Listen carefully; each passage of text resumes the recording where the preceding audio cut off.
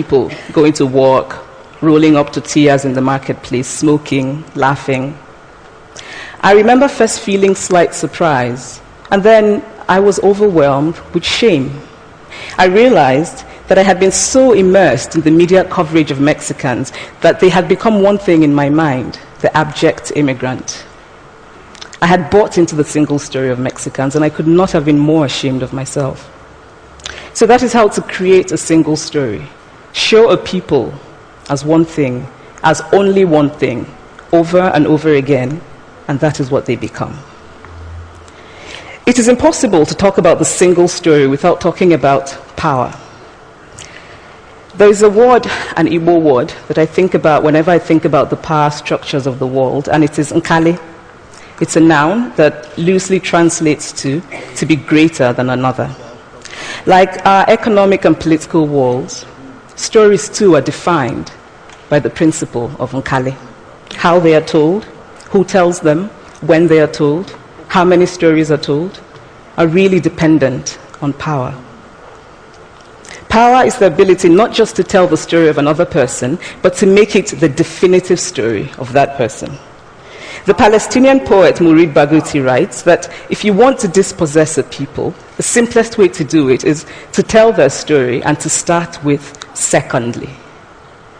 Start the story with the arrows of the Native Americans and not with the arrival of the British, and you have an entirely different story.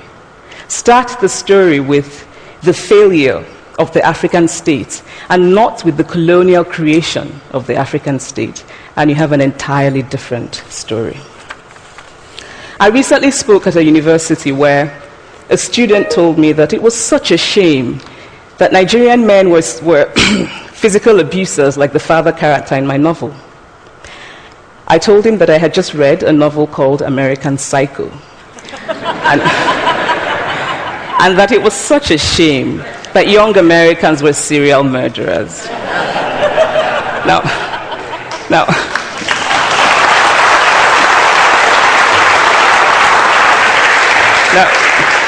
Now, obviously, I said this in a fit of mild irritation, but it would never have occurred to me to think that just because I had read a novel in which a character was a serial killer, that he was somehow representative of all Americans. And now, this is not because I'm a better person than that student, but because of America's cultural and economic power. I had many stories of America. I had read Thailand, Updike, and Steinbeck, and Gateskill. I did not have a single story of America. When I learned some years ago that writers were expected to have had really unhappy childhoods to be successful, I began to think about how I could invent horrible things my parents had done to me. But the truth is that I had a very happy childhood, full of laughter and love, in a very close-knit family. But I also had grandfathers who died in refugee camps. My cousin, Polly, died because he could not get adequate health care. One of my closest friends, Ukuloma, died in a plane crash because our fire trucks did not have water. I grew up under repressive military governments that devalued education so that sometimes my parents were not paid their salaries. And so as a child, I saw jam disappear from the breakfast table. Then margarine disappeared. Then bread became too expensive. Then milk became rationed. And most of all, a kind of normalized political fear invaded our lives. All of these stories make me who I am. But to insist on only these negative stories is to flatten my experience and to overlook the many other stories that formed me. The single story creates stereotypes, and the problem with stereotypes is not that they are untrue, but that they are incomplete. They make one story become the only story.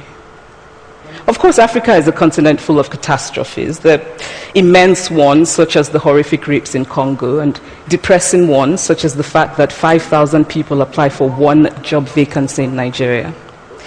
But there are other stories that are not about catastrophe, and it is very important, it is just as important to talk about them. I've always felt that it is impossible to engage properly with a place or a person without engaging with all of the stories of that place and that person. The consequence of the single story is this: it robs people of dignity. It makes our recognition of our equal humanity difficult. It emphasizes how we are different rather than how we are similar. So what if before my Mexican trip, I had followed the immigration debate from both sides, the US and the Mexican? What if my mother had told us that Fide's family was poor and hardworking? What if we had an African television network that broadcast diverse African stories all over the world, what the Nigerian writer Chinua Achebe calls a balance of stories? What if my roommate knew about my Nigerian publisher, Mukhtar Bakare, a remarkable man who left his job in a bank to follow his dream and start a publishing house? Now, the conventional wisdom was that Nigerians don't read literature. He disagreed. He felt that people who could read would read if you made literature affordable and available to them. Shortly after he published my first novel, I went to a TV station in Lagos to do an interview. And a woman who worked there as a messenger came up to me and said, "I really liked your novel. I didn't like the ending. Now you must write a sequel, and this is what will happen." And she went on to tell me what to write in the sequel. Now, I was not only charmed, I was very moved. Here was a woman, part of the ordinary masses of Nigerians who were not supposed to be readers. She had not only read the book, but she had taken ownership of it and felt justified in telling me what to write in the sequel. Now, what if my roommate knew about my friend Fumi Yonda, a fearless woman who hosts a TV show in Lagos and is determined to tell the stories that we prefer to forget? What if my roommate knew about the heart procedure that was performed in the Lagos hospital last week? What if my roommate knew about contemporary Nigerian music, talented people singing in English and Pidgin and Igbo and Yoruba and Ijo, mixing influences from Jay-Z to Fela to Bob Marley to their grandfathers? What if my roommate knew about the female lawyer who recently went to court in Nigeria to challenge a ridiculous law that required women to get their husband's consent before renewing their passports? What if my roommate knew about Nollywood, full of innovative people making films despite great technical odds? Films so popular that they really are the best example of Nigerians consuming what they produce. What if my roommate knew about my wonderfully ambitious hair braider who has just started her own business selling hair extensions? Or about the millions of other Nigerians who start businesses and sometimes fail, but continue to nurse ambition? Every time I am home, I am confronted with the usual sources of irritation for most Nigerians: our failed infrastructure, our failed government, but also by the incredible resilience of people who thrive despite the government rather than because of it. I teach writing workshops in Lagos every summer, and it is amazing to me how many people apply, how many people are eager to write, to tell stories. My Nigerian publisher and I have just started a non-profit called Farafina Trust, and we have big dreams of building libraries and refurbishing libraries that already exist and providing books for state schools that don't have anything in their libraries, and also of organizing lots and lots of workshops on reading and writing for all the people who are eager to tell our many stories. Stories matter. Many stories matter. Stories have been used to dispossess and to malign, but stories can also be used to empower and to humanize. Stories can break the dignity of a people, but stories can also repair that broken dignity.